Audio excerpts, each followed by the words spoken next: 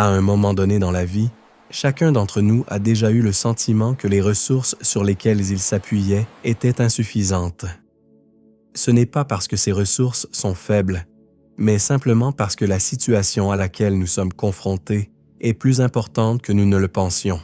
Et à ce moment-là, une question qui n'est pas exprimée à haute voix, rarement formulée clairement, mais qui résonne néanmoins dans votre esprit, se pose. Sur quoi puis-je vraiment compter? Ce matin, nous allons chercher ensemble la réponse à cette question. En fait, ce n'est pas une réponse apparente. Ce n'est pas comme les réponses courtes que vous donnez aux messages que vous recevez sur votre téléphone. C'est une véritable réponse spirituelle, une réponse liée à ce qui est toujours à vos côtés en ce moment. Vos projets, votre réputation, votre travail, les personnes en qui vous avez confiance, l'argent que vous possédez ou que vous ne possédez pas, les certitudes que vous vous êtes forgées au fil des ans.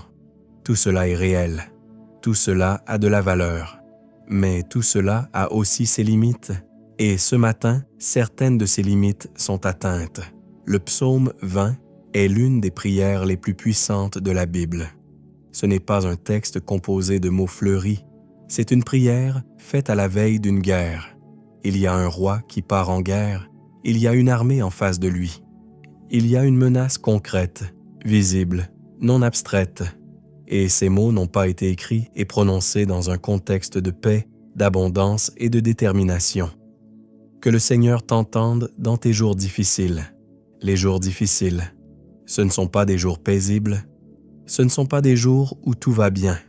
Un jour où quelque chose a un poids réel, ce psaume ne prétend pas que ce jour n'existe pas. Il ne dit pas que la foi protège de l'adversité. Il dit quelque chose de plus audacieux. Ce jour-là, il y a une réponse qui brise le silence. Et quelqu'un qui murmure cette réponse. Si ces mots ont touché votre cœur et que vous souhaitez les faire connaître à davantage de personnes, merci de les aimer. Papa, ce matin, nous sommes venus de tous horizons. Certains sont arrivés ici après une nuit blanche. D'autres ont déjà vécu une semaine très difficile. Certains sont arrivés avec une décision impossible à prendre, une situation insoluble, une relation brisée qu'ils ne savent pas comment réparer. D'autres encore portent en eux quelque chose de plus vague. Les choses avancent, mais quelque chose d'important résiste, sans que nous puissions dire exactement quoi. Ce matin, quelle que soit la forme que cela prend, nous l'apportons ici. Pas pour qu'il disparaisse immédiatement, pas pour trouver une solution rapide sans aller au fond du problème, mais parce que nous avons besoin que quelqu'un qui voit vraiment sache cela. Et toi, tu vois vraiment. Tu vois ce que nous montrons et ce que nous cachons. Tu vois la version que nous mettons en avant et la version réelle que nous gardons pour les moments privilégiés. Tu vois les pouvoirs que nous avons réellement et ceux que nous imitons parce que les circonstances l'exigent. Et tu ne juges pas la distance entre les deux. Tu travailles avec ce qui est réel. Dans le psaume, il est écrit que tu envoies ton aide depuis ton lieu saint. Tu apportes ton soutien depuis Sion. Ces deux images, l'aide et le soutien, ne signifient pas la même chose, et cette différence mérite d'être soulignée. L'aide vient de l'extérieur. Elle vient de l'extérieur, elle intervient, elle change la situation. Le soutien, quant à lui, vient de l'intérieur. Il empêche la chute. C'est ce qui permet de rester debout lorsque les jambes ne peuvent plus tenir.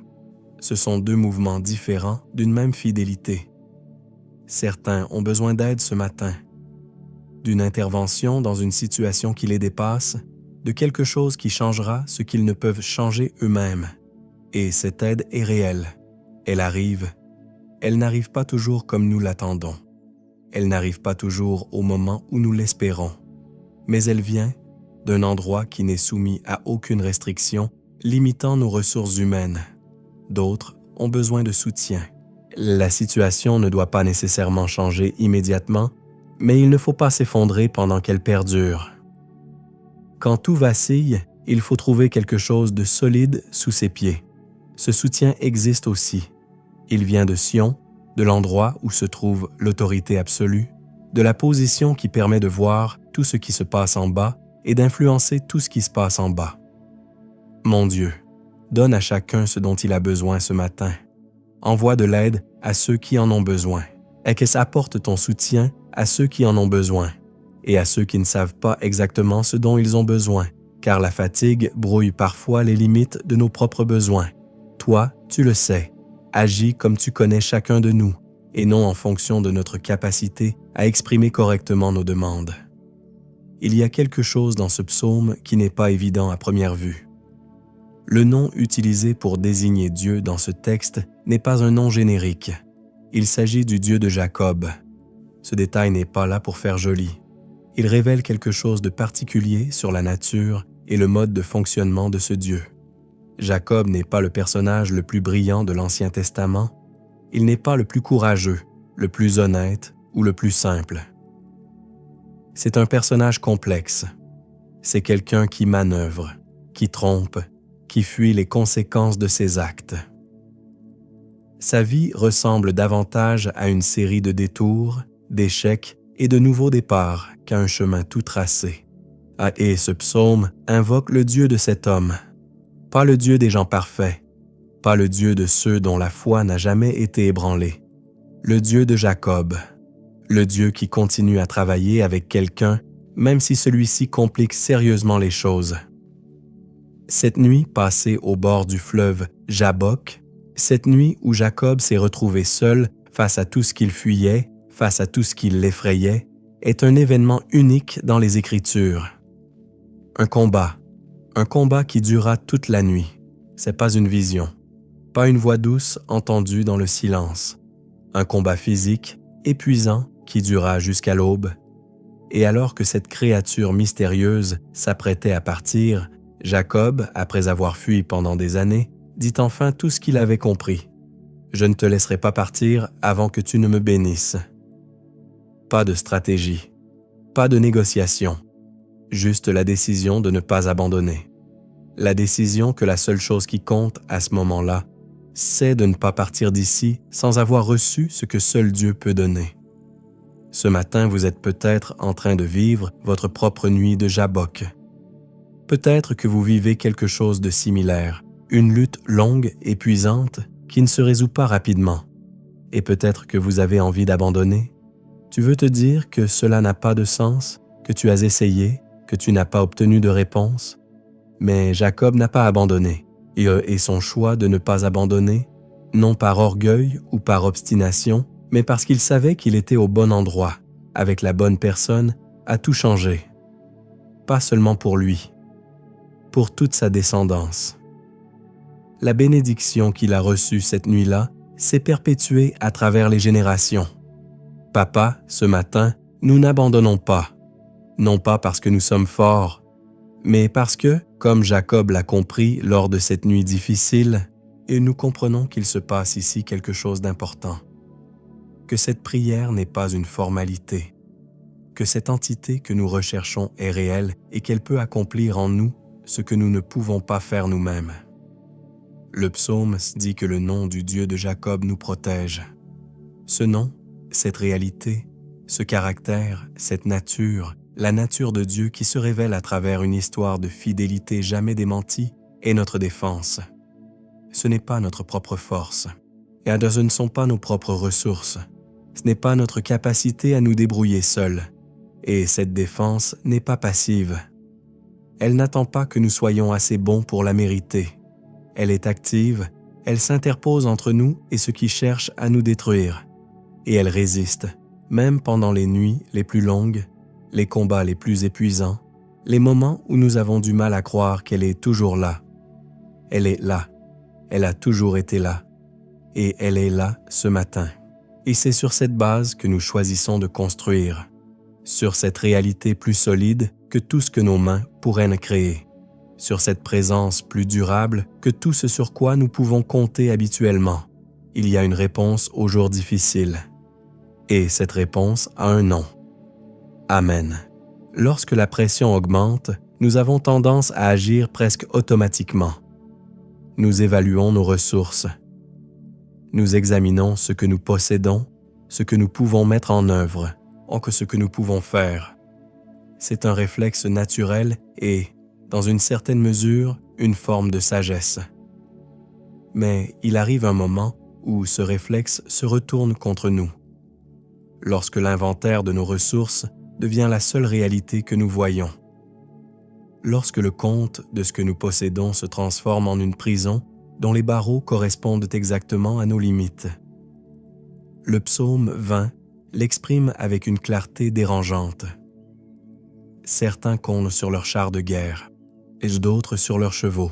Dans le monde de David, il s'agissait de la puissance militaire la plus avancée que l'on puisse imaginer. Le char de guerre était la technologie la plus avancée de l'époque. Posséder des chars de guerre signifiait avoir un réel avantage tactique.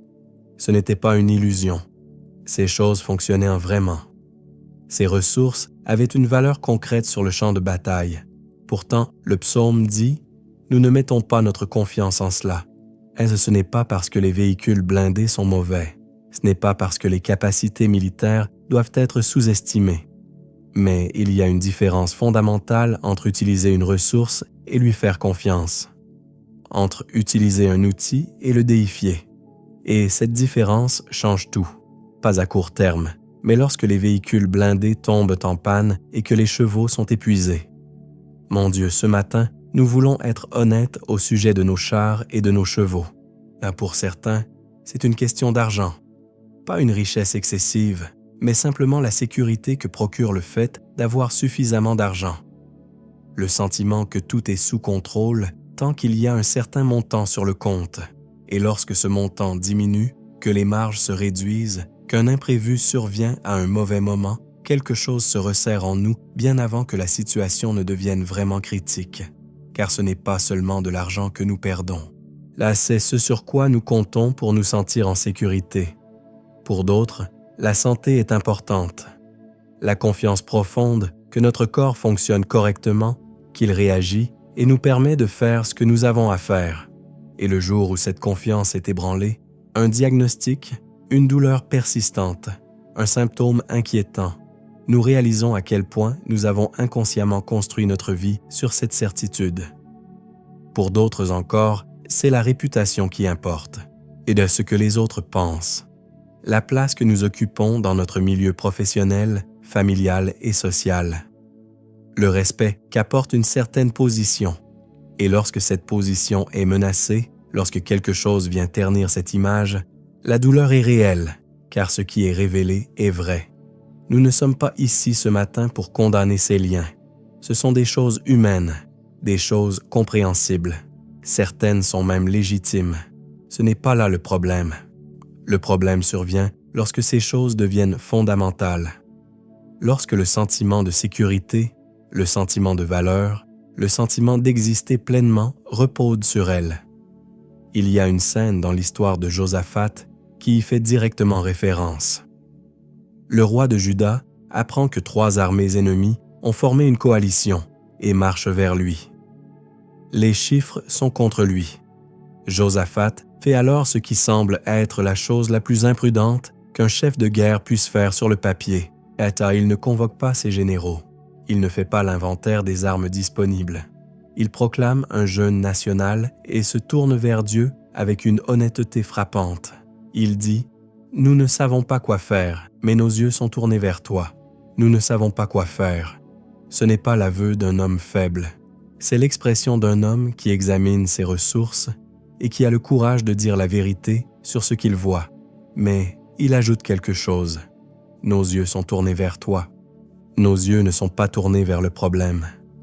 Nos yeux ne sont pas tournés vers nos ressources insuffisantes. Ils sont tournés vers toi.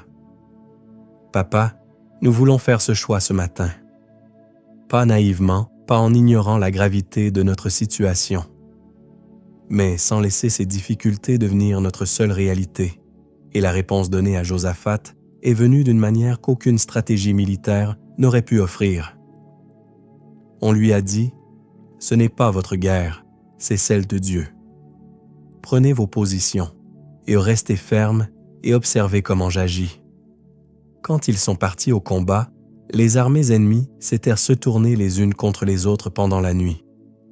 Il n'y avait plus rien à combattre. Ce n'est pas un conte.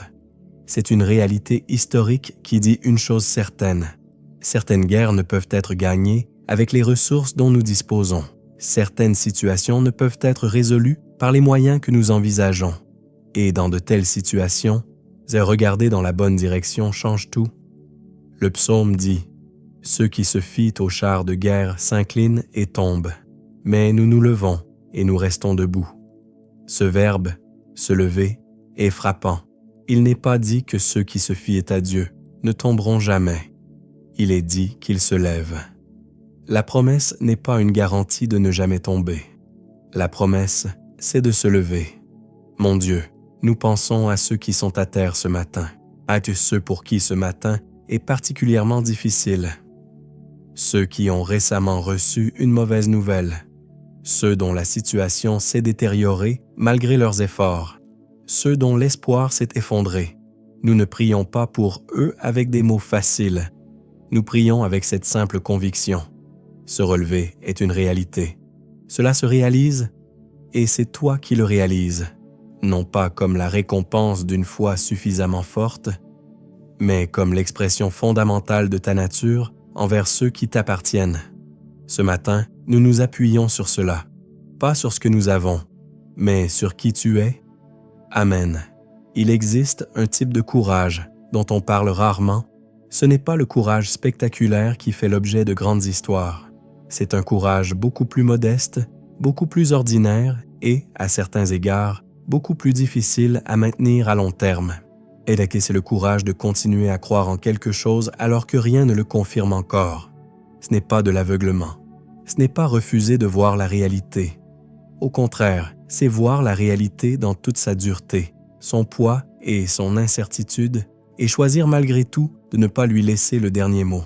C'est choisir de défendre une réalité plus grande que celle que les circonstances nous montrent.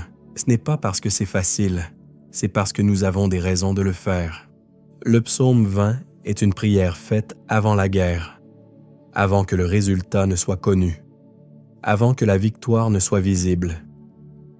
Dans cette zone d'incertitude, entre le moment où nous nous mettons en route et celui où nous apprenons le résultat, il y a une décision à prendre.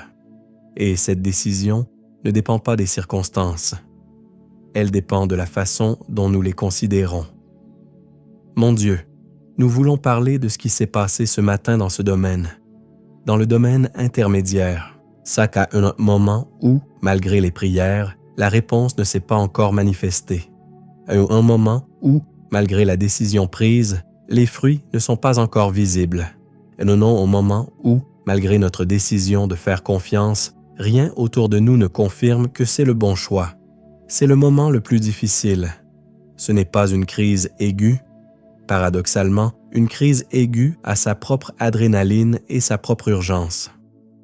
Le moment le plus difficile est celui de l'attente, le silence, la période où rien ne bouge visiblement et où nous nous demandons si quelque chose bouge réellement. Dans le psaume, lorsqu'on le lit rapidement, il y a une expression qui semble seulement évoquer la victoire. Nous crierons de joie pour ta victoire et nous brandirons nos drapeaux au nom de notre Dieu. Mais si nous la replaçons dans son contexte, avant la guerre et non après, elle prend un sens complètement différent. Ce n'est pas un cri de victoire lancé après coup. C'est une déclaration faite à l'avance. C'est quelqu'un qui choisit de prendre position avec gratitude et confiance avant même de savoir comment les choses vont se terminer. Ce n'est pas parce qu'il a gagné la guerre, mais parce qu'il sait à qui il appartient et que cette appartenance est plus certaine que le résultat de n'importe quelle guerre. Ce matin, nous faisons de même.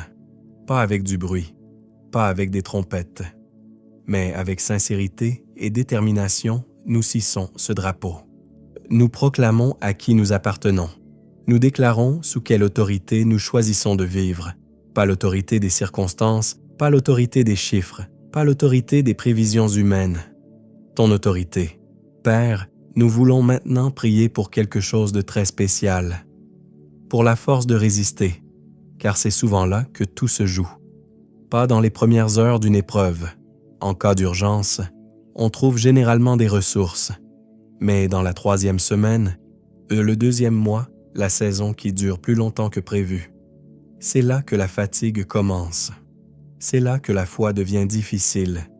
C'est là que les doutes cachés commencent à s'exprimer plus fort. C'est là que le désir de prendre le contrôle par ses propres moyens devient plus fort que la discipline de continuer à faire preuve de patience. Ce matin, nous prions tout particulièrement pour ceux qui en sont là, non pas au début, mais au milieu de l'épreuve. Renouvelle leur force.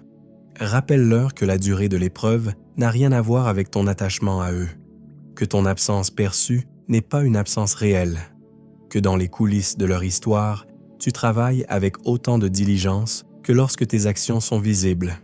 Il y a une image qui mérite d'être soulignée dans ce psaume. Le psaume parle de Sion comme source du soutien divin. C'est là que réside la présence de Dieu. C'est là que s'exerce son autorité. C'est là, dans les hauteurs, dès qu'il voit ce que nous ne pouvons voir depuis notre position. Lorsque nous sommes dans une vallée, notre champ de vision est limité par les murs qui nous entourent. Nous voyons les murs juste devant nous, juste derrière nous et de chaque côté. Mais depuis un point plus élevé, tout le paysage est visible. L'entrée de la vallée, la sortie, ce qui se trouve de chaque côté des murs que nous ne pouvons pas voir d'en bas. Dieu voit depuis Sion, il voit ce que nous ne pouvons pas voir depuis notre vallée. Il voit la sortie que nous ne pouvons pas encore voir. Il voit les ressources que nous n'avons pas encore découvertes.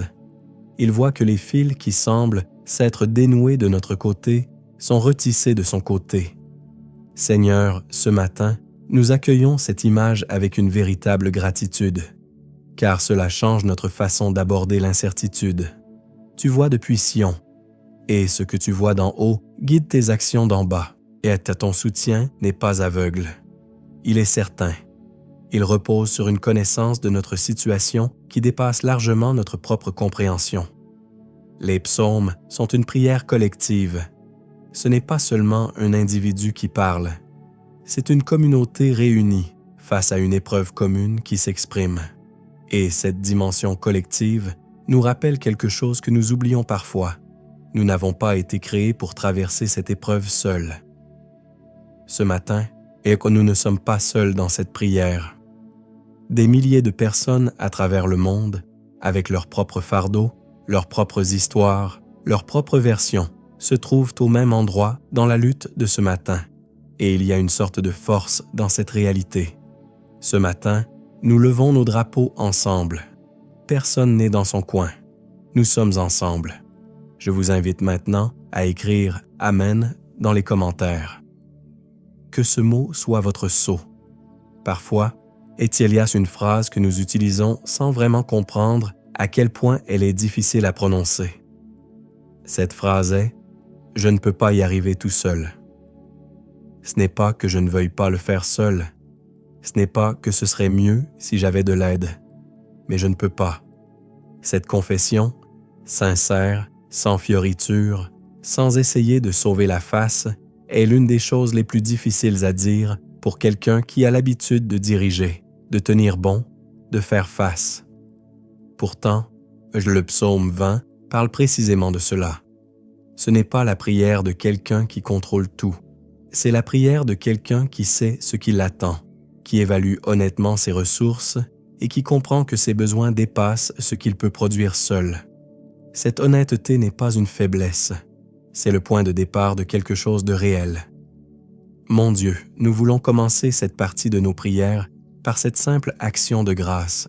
Et s'il y a dans notre vie des choses que nous ne pouvons pas résoudre seuls, des situations qui dépassent notre intelligence, notre endurance, notre patience, des relations que nous ne pouvons pas réparer par nos propres mots, des décisions que nous ne pouvons pas prendre clairement, même après y avoir longuement réfléchi, des souffrances qui ne disparaissent pas, même sous la pression de notre volonté. Nous ne disons pas cela pour nous rabaisser. Nous le disons parce que c'est vrai, et parce que cette vérité, lorsqu'elle est clairement exprimée devant toi, révèle quelque chose que la prétention de tout contrôler cache. Le psaume parle de la mémoire de Dieu. Il dit que Dieu se souvient de toutes les offrandes, qu'il prend en compte tout ce qui lui est offert. L'image d'un Dieu qui se souvient nous dit quelque chose d'important sur la façon dont Dieu conserve nos histoires. Rien de ce qui a été vécu avec conviction ne disparaît dans l'indifférence, et rien de ce qui a été fait avec sincérité ne passe inaperçu. Les prières faites à des heures impossibles. Les décisions difficiles prises en obéissant, alors qu'il y avait un prix à payer pour obéir. Les moments où nous avons choisi de faire confiance, alors que tout en nous voulait reprendre le contrôle. Tout cela est inoubliable. Cela a un poids réel dans cette relation, et cette réalité change quelque chose dans notre façon d'appréhender le temps qui passe. C'est car l'une des choses les plus épuisantes dans les épreuves qui durent longtemps est le sentiment que tout ce que nous avons investi pourrait être vain. Le sentiment que nos efforts n'ont aucune importance, le sentiment que notre loyauté n'est enregistrée nulle part. Mais elle est vraiment enregistrée. Papa, ce matin, nous te parlons des choses que nous avons semées avec confiance, mais dont nous n'avons pas encore vu les fruits. Il y a des prières que nous faisons depuis longtemps, et il y a des situations que nous t'avons confiées il y a des mois, voire des années, et qui sont toujours les mêmes. Il y a des personnes que nous continuons d'aimer quoi qu'il en coûte, mais pour lesquelles nous ne voyons aucun changement. Nous ne te disons pas cela pour te faire payer ta dette. Nous te le disons parce qu'il faut être honnête, parce qu'il est vraiment difficile d'attendre. Et nous devons te dire que nous sommes fatigués d'attendre, mais que nous choisissons néanmoins de continuer à avoir confiance. Ces deux choses peuvent coexister, être fatigué d'attendre et décider de rester. Ce n'est pas contradictoire, c'est humain. Et tu acceptes les deux. Tu ne veux pas que nous résolvions cette tension avant de venir nous voir. Le psaume dit que le Seigneur réalise tous ses plans. Tous ses plans. Cela signifie que Dieu est assez grand, assez sage et assez proche. Il peut travailler avec ce que nous lui apportons, le purifier, hâte le rediriger et le transformer en quelque chose qui correspond à la fois à nos désirs profonds et à ses propres objectifs.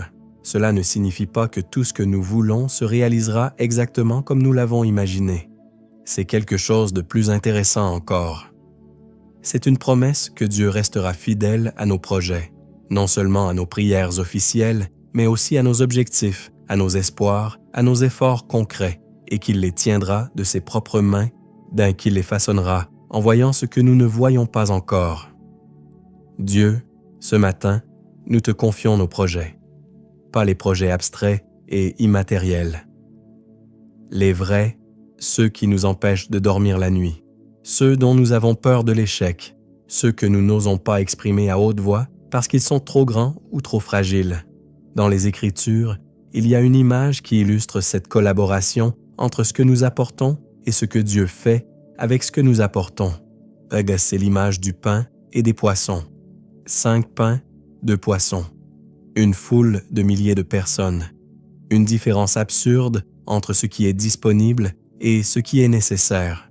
Et Jésus ne dit pas « Ce n'est pas suffisant, trouvez autre chose ». Il dit « Apportez ce que vous avez ». Il prend ce qui lui est apporté, le bénit, le partage et le distribue. Et il y en a assez pour tout le monde. Il y a même des restes. Il se passe quelque chose dans le transfert.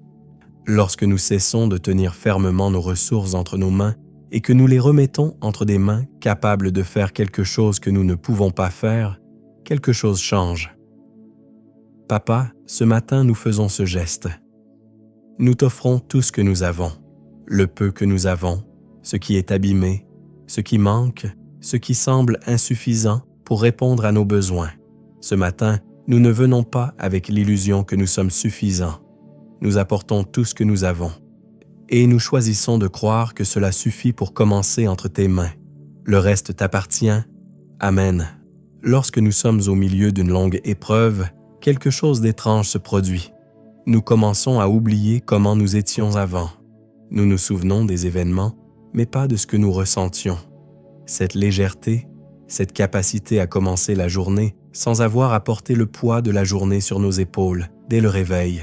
Tout cela s'efface peu à peu, moins si lentement que nous ne nous en rendons même pas compte sur le moment. Et puis un jour, nous réalisons que nous avons accepté ce fardeau comme une réalité permanente. Nous réalisons que nous avons cessé de comparer avec le passé car celui-ci est devenu flou. Nous réalisons que nous avons revu nos attentes à la baisse sans en avoir pris conscience. Nous réalisons que quelque chose a diminué, pas de manière spectaculaire, pas d'un seul coup, mais par l'accumulation de petits renoncements silencieux. Ce matin, nous voulons donner un nom à cela, non pas pour nous attarder dessus avec une tristesse inutile, mais nommer ce qui a diminué est le premier pas vers ce qui peut s'ouvrir à nouveau. Mon Dieu, ce matin, nous te parlons de ce qui s'est refermé en nous avec le temps, sous l'effet de l'accumulation, sous l'effet de déceptions répétées, avec des espoirs qui sont apparus plusieurs fois et se sont retirés plusieurs fois, mais qui n'ont pas abouti, avec des attentes qui nous ont appris, sans que nous le sachions, qu'il valait mieux ne pas trop attendre. Il y a des gens qui ont commencé à prier avec une réelle sincérité et qui prient désormais avec prudence. Ils continuent de prier, mais ils ont en eux un filtre invisible qui leur dit « ne t'emballe pas ». Il y a des gens qui, il y a quelques années, croyaient que des changements allaient se produire dans un certain domaine de leur vie et qui, et pensant que ces changements ne se produiraient peut-être pas, ont lentement réorganisé leur vie. Ces fermetures méritent d'être mises devant toi. Non pas pour les ouvrir de force, mais pour que tu fasses ce que nous ne pouvons pas faire, toucher doucement ce qui est contracté et permettre à la chaleur de ton être d'accomplir ce que la volonté ne peut accomplir. Le psaume 20 parle de la joie qui précède la manifestation. Il dit que nous nous réjouirons de ta victoire, non pas après l'avoir vue, mais avant, dans une déclaration faite à l'avance. Cette joie anticipée n'est pas un optimisme naïf, c'est une forme de résistance. C'est refuser de laisser l'absence de résultats visibles déterminer notre foi en Dieu. David l'a fait depuis les cavernes. Il a écrit des hymnes pleins de confiance dans des situations où la confiance n'était pas une réaction naturelle. Il a loué la fidélité de Dieu à une époque où cette fidélité n'était pas clairement visible autour de lui. Et pourtant, sa décision de chanter a donné naissance à des paroles que des générations entières ont répétées pendant leurs nuits difficiles. Ce qui importe, c'est ce que vous choisissez maintenant. Même si personne ne vous voit. Même si vous ne changez pas immédiatement les circonstances. Père, nous te prions maintenant pour que l'espoir soit rétabli là où il a été ébranlé. Pas un espoir superficiel. Pas un espoir affiché parce qu'il faut l'afficher. Une véritable espérance est celle qui détermine réellement notre vision de l'avenir. Une espérance qui nous permet d'investir dans quelque chose sans calculer à l'avance comment nous gérerons un éventuel échec. Pour certaines personnes, cette espérance a été ébranlée. Elles ont connu trop d'hivers consécutifs. Elle est toujours là, sinon elle ne serait pas ici ce matin, mais elle est plus faible qu'elle ne devrait l'être. Plus prudente qu'elle ne devrait l'être. Réparer, non pas en éliminant les causes qui l'ont endommagée, l'histoire reste l'histoire, mais en y ajoutant quelque chose que vous n'avez peut-être pas encore suffisamment intégré. Le fait que vous travaillez sur le long terme, le fait que le temps passé sans obtenir de réponse visible n'est pas du temps perdu. Le fait que les choses construites lentement durent plus longtemps que celles obtenues rapidement. Dans la Bible, il y a une image qui nous touche particulièrement ce matin et qui parle de cette réparation. C'est l'image de la vallée des ossements desséchés dans le livre d'Ézéchiel. Une vallée remplie d'ossements, pas seulement des ossements morts, mais desséchés. L'humidité, la vie, les traces de possibilités se sont complètement évaporées. Et Dieu demande à Ézéchiel, « Ces eaux peuvent-ils revivre ?» Ézéchiel répond la seule chose honnête qu'il puisse dire dans cette situation. « Seigneur, tu le sais. » Attends, ce n'est pas une réponse pleine de foi. C'est la réponse de quelqu'un qui ne sait pas, mais qui ne prétend pas savoir. C'est une réponse qui renvoie la question à celui qui connaît la réponse. Et c'est à partir de cette honnêteté que Dieu passe à l'action. Il dit à Ézéchiel de prophétiser au sujet de ses ossements. Il lui dit d'appeler les morts. Et les os s'assemblent, les tendons apparaissent, la chair revient. Et enfin, le souffle entre. Ce matin, et cette image nous dit ceci. Dieu n'est pas limité par le degré de sécheresse de ce qu'il touche. Il ne regarde pas une situation qui n'a pas changé depuis longtemps et ne dit pas « c'est trop tard ». Mon Dieu, ce matin, nous te parlons des eaux desséchées de nos vies, des domaines qui étaient autrefois vivants mais qui ne le sont plus aujourd'hui, des espoirs qui se sont desséchés sous l'effet du temps et des déceptions, de l'enthousiasme qui a perdu son humidité, et souffle ton souffle sur ces endroits. Cela ne doit pas nécessairement prendre la forme d'une expérience extraordinaire. Le souffle peut entrer lentement, par une remarque inattendue, dans une conversation ordinaire, en touchant quelque chose que nous croyions engourdi, dans un livre que nous lisons, en nous réveillant le matin, avec une légèreté inattendue. Nous prenons ce souffle ce matin. Même si nous ne le ressentons pas encore clairement, nous choisissons de croire qu'il est à l'œuvre. Amen. C'est qu'il y a une chose que nous faisons rarement lorsque nous prions. Nous demandons beaucoup, nous confions beaucoup. Cependant, il y a un geste qui change fondamentalement la relation, mais que nous oublions souvent. Ce geste consiste à revenir en arrière et à regarder ce qui a été fait auparavant, pas de manière nostalgique, pas pour rester coincé dans le passé et fuir le présent, mais pour permettre à la fidélité de Dieu d'influencer la façon dont nous considérons ce que nous n'avons pas encore vu, à partir de ce que nous avons déjà vu. Car la foi n'est pas aveugle, elle repose sur quelque chose, elle a des raisons d'être, et ces raisons s'accumulent avec le temps, si nous prenons la peine de les voir. Mon Dieu, ce matin nous regardons en arrière, pas pour y rester, pour voir. Dans notre histoire, il y a des moments où tu as agi d'une manière que nous n'avions pas prévue et qui a donné des résultats meilleurs que ceux que nous avions espérés. Il y a des moments où des portes se sont fermées que nous avons considérées comme des échecs, mais qui nous ont guidés vers quelque chose de plus juste. Les retards qui nous ont donné l'impression d'être abandonnés nous ont protégés d'une chose que nous ne pouvions pas voir à ce moment-là. Nous ne prétendons pas que toutes les difficultés rencontrées dans le passé puissent être comprises immédiatement. Certaines choses restent floues. Certaines souffrances ne peuvent être facilement expliquées. Mais dans l'ensemble, quand on y regarde de plus près, il y a des traces. Des moments où quelque chose a tenu bon alors qu'il aurait dû céder. Des moments où une force qui ne venait pas de nous a porté un fardeau que nous n'aurions pas pu porter seuls. Ce matin, à de nous reconnaissons ces traces.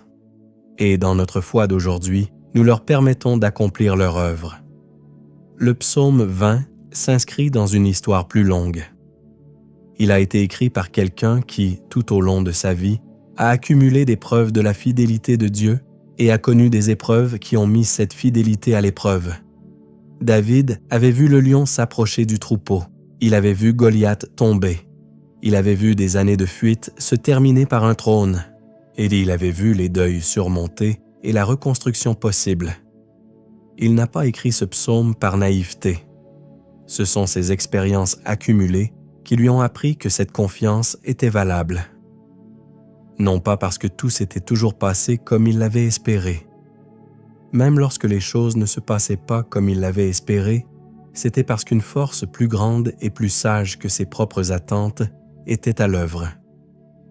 Papa, nous allons te parler d'une chose que nous portons en nous depuis un certain temps et que nous n'avons peut-être pas encore complètement abandonnée. Ce n'est pas parce que nous n'avons pas essayé, mais certaines choses résistent à l'abandon. Nous les abandonnons, mais quelques heures ou quelques jours plus tard, même si nous n'avons pas consciemment décidé de les reprendre, nous les retrouvons entre nos mains. Ce n'est pas par manque de foi, c'est humain. Là, les inquiétudes profondes sont ainsi faites. Elles reviennent. Et chaque retour ne réduit pas à néant tout le travail accompli. Il nécessite simplement un nouvel abandon. Choisir de ne pas garder entre ses mains ce que ses mains ne peuvent résoudre. Ce matin, nous abandonnons à nouveau, non pas avec l'illusion que c'est la dernière fois que nous le faisons, mais avec la calme détermination de choisir de le faire chaque fois que ce genre de choses revient. Non, nous avons des inquiétudes concernant les personnes que nous aimons, des enfants dont nous avons en partie manqué le cheminement, des parents dont la santé se détériore et face auxquels nous nous sentons impuissants, des amis qui traversent des moments difficiles et pour lesquels nos paroles sont toujours insuffisantes. Nous te les confions. Vraiment. Nous croyons que l'intérêt que tu leur portes est plus grand que le nôtre, que ce qu'ils peuvent accomplir dans leur vie dépasse l'amour que nous leur portons. Le psaume décrit la victoire comme une réalité qui appartient à Dieu et qui est donnée à ceux qui ont confiance en lui. La victoire ne se produit pas par la foi. Elle s'obtient par la foi. Ce n'est pas la même chose. Produire suppose que l'effort de la foi a produit un résultat. Recevoir suppose que le résultat existe indépendamment de l'effort et que la foi est un canal qui le rend accessible. Cette différence change la pression que nous nous imposons lorsque nous prions. La question n'est pas de savoir si la victoire viendra, si je crois suffisamment fort. La question était que la victoire a déjà été décidée par quelqu'un qui a une perspective que je n'ai pas, et que ma foi est un moyen de m'aligner sur ce qui est déjà vrai. Cette distinction allège quelque chose. Elle élimine la pression liée à la performance de la prière. Elle vous permet de venir avec une foi fatiguée et imparfaite, aidant avec vos doutes, et d'être quand même exaucé. Mon Dieu, nous recevons ce matin, de là où nous sommes, avec la foi que nous avons. Dans les situations qui nous inquiètent, nous acceptons ta paix. Ce n'est pas comme une anesthésie qui efface la conscience du problème. C'est comme cette paix particulière dont parlent les Écritures, cette paix qui dépasse l'entendement, cette paix qui ne s'explique pas par les circonstances, cette paix qui vient d'ailleurs. Nous acceptons ta sagesse pour les décisions que nous devons prendre. Cette sagesse qui voit ce que nos propres analyses ne peuvent voir. Cette sagesse qui, lorsque nous sommes suffisamment silencieux, nous guide doucement mais clairement dans la bonne direction. Nous acceptons ta force pour continuer, pour faire un pas de plus dans les jours difficiles, pour honorer des engagements qui exigent plus que ce que nous pouvons naturellement donner. Tu es de notre côté, pas de manière impartiale, ni distante. Tu es actif, déterminé, à nos côtés dans chaque situation que nous rencontrons ce matin. Et cela change tout. Amen. Dans toute longue prière, il arrive un moment où la texture des choses change. Pas de manière spectaculaire, mais lentement, progressivement, il y a un changement dans la façon dont nous percevons les choses. Les choses que nous avons apportées avec nous sont toujours là. Les situations n'ont pas changé. Et les difficultés sont toujours présentes, mais notre relation avec ce que nous avons apporté a quelque peu changé. Ce matin, nous croyons qu'une telle chose s'est produite. Et avant de terminer, nous voulons prendre le temps de l'accepter. Dieu, nous arrivons à la fin de notre temps de prière. Et ce matin, nous voulons te dire honnêtement comment nous sommes arrivés ici. Certains sont arrivés avec beaucoup de choses, beaucoup de fatigue accumulée, beaucoup de questions sans réponse, une usure silencieuse qui ne provient pas d'un événement majeur, mais de la somme de milliers de petites résistances quotidiennes. D'autres sont venus avec très peu de choses, très peu de mots, très peu d'énergie pour s'exprimer, juste une présence minimale, rien d'autre, juste être là. Tu as accepté les deux, ceux qui avaient de beaucoup et ceux qui avaient eu peu, et tu ne les as pas jugés selon leur qualité. Tu les as acceptés tels qu'ils étaient, tels que nous sommes. Merci pour cela. Le psaume 20 se termine par une phrase qui ressemble à une conclusion triomphante. Cette phrase est comme une requête. Simple, directe, sans fioriture. Dieu, écoute-nous quand nous t'appelons. Après toutes ces déclarations, après toutes ces expressions pleines de confiance, après avoir dit que ceux qui se fient aux chars de guerre tomberont, mais que nous nous relèverons, après tout cela, retour à l'essentiel. Écoute-nous. Réponds-nous. Ce n'est pas en contradiction avec ce qui précède, et c'est une profonde cohérence, car toute la confiance du monde n'élimine pas le besoin d'être entendu. Même si nous croyons en la fidélité de Dieu, nous pouvons quand même avoir besoin de lui dire « Maintenant, tu dois m'entendre ». Et c'est la prière que nous faisons ce matin. dans toute sa simplicité, dans toute son humanité. Écoute-nous, réponds-nous, sois avec nous. Père, nous parlons maintenant de ce qui va t'arriver, après la prière.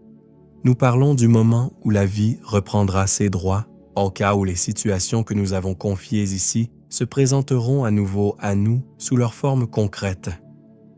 Il y a quelque chose que nous voulons emporter avec nous à partir de maintenant. Ce n'est pas une liste de décisions, ce n'est pas un programme spirituel, c'est quelque chose de plus simple et de plus durable. Une attitude, une orientation intérieure. Ce matin, ici, quelle que soit la forme qu'elle prenne dans notre vie, nous avons choisi de faire confiance à ce nom qui ne déçoit pas, et plutôt qu'aux véhicules blindés et aux chevaux. Nous ne pourrons pas maintenir cette attitude à la perfection. Au cours de la journée, au cours de la semaine à venir, il y aura des moments où nous reviendrons à nos anciens réflexes. Il y aura des moments où nous recommencerons à compter nos ressources avec inquiétude. Ce n'est pas une défaite prédéterminée. C'est une situation humaine ordinaire, et chaque fois que cela se produira, nous pourrons revenir à ce choix. Nous pouvons le refaire, là aussi souvent que nécessaire. La fidélité, c'est ne jamais dévier, c'est revenir. Avant de terminer, il y a une dernière image que nous voulons faire résonner en nous. Cette image se trouve dans le psaume lui-même, l'image d'un jour difficile. Ce jour existe, il reviendra. Peut-être est-il déjà arrivé pour certains ce matin, peut-être n'est-il pas encore arrivé pour d'autres, d'une manière que nous ne pouvons pas encore imaginer. Mais le psaume ne nous demande pas de nier ce jour. Il ne promet pas de nous en dispenser. Il nous dit quelque chose de plus utile. Il nous dit qu'il a une réponse. Ce jour difficile, ce moment où les ressources humaines ont atteint leurs limites, où les voitures et les chevaux ne suffisent plus, ce jour-là, une réponse venue d'ailleurs nous est donnée. D'un endroit qui n'est pas soumis aux limites de notre réalité terrestre. D'un nom qui reste immuable alors que tout vacille. Cette réponse ne vient pas toujours immédiatement. Elle ne vient pas toujours comme nous l'attendons. Mais elle vient toujours, à la fin. Mon Dieu, nous terminons cette prière en choisissant de faire confiance à ce qui va arriver, pas avec une certitude absolue quant à la façon dont les choses vont se dérouler, mais avec cette foi simple et profonde en ton existence future, en ta guidance, en ton travail déjà accompli depuis un endroit que nous ne pouvons pas voir. C'est pour les situations qui semblent dans l'impasse, pour ceux qui n'ont pas encore agi, nous te faisons confiance. Pour les relations qui semblent pour briser, nous te faisons confiance pour les choses que nous ne pouvons pas réparer nous-mêmes. Pour les situations où il semble impossible de prendre une décision, nous te faisons confiance pour la clarté qui n'est pas encore venue. Pour les corps qui souffrent, nous te faisons confiance pour les choses que nos mains ne peuvent pas guérir. Et pour les lendemains que nous ne voyons pas, nous te faisons confiance pour les choses que tu vois et que nous ne voyons pas encore. Cette confiance n'est pas aveugle. Elle a ses raisons. Elle repose sur un passé de loyauté éprouvée. Ce matin, nous voulons dire une dernière chose à ceux qui ont prié dans une grande fatigue. Cette prière était difficile pour eux. Les mots ne sortaient pas facilement, leur cœur était là, mais ils étaient dessigués.